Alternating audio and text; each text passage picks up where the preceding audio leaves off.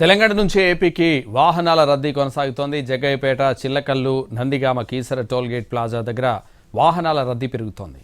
అన్ని గేట్లు ఎత్తి వాహనాలను పంపుతున్నారు టోల్ ప్లాజా సిబ్బంది. నిన్నటి నుంచి ఇప్పటి వరకు 30,000 వాహనాలు టోల్ ప్లాజాల నుంచి ప్రయాణించినట్టు టోల్ ప్లాజా సిబ్బంది తెలిపారు.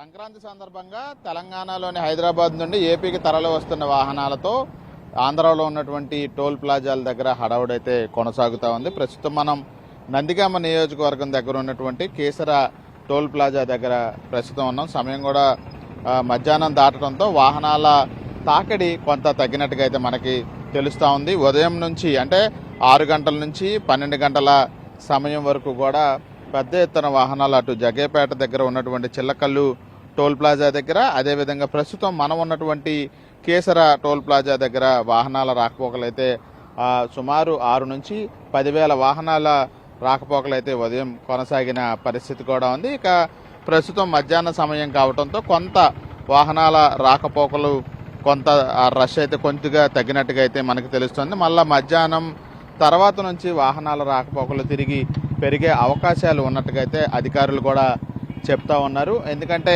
వాహనాలు ఎన్ని ఎక్కువ వచ్చినా కూడా టోల్ ప్లాజాల దగ్గర నిలిచిపోకుండా ఉండటానికి సంబంధించి అన్ని గేట్లను కూడా టోల్ గేట్కి ఉన్నటువంటి 10 గేట్లకు సంబంధించి 7 గేట్లను ఓపెన్ చేసి వాహనాల అనుమతిని చేస్తున్న నేపథ్యంలోనే కొంత ఆ రష్ కూడా తగ్గిన పరిస్థితి అయితే మనకు కనబడుతోంది. నిన్నటి నుంచి ఇవాళ వరకు 45,000 పైగా వాహనాలు ఈ టోల్ గేట్లను దాటినట్టుగా కూడా పోలీసులు కూడా లెక్కలు చెబుతూ ఉన్నారు.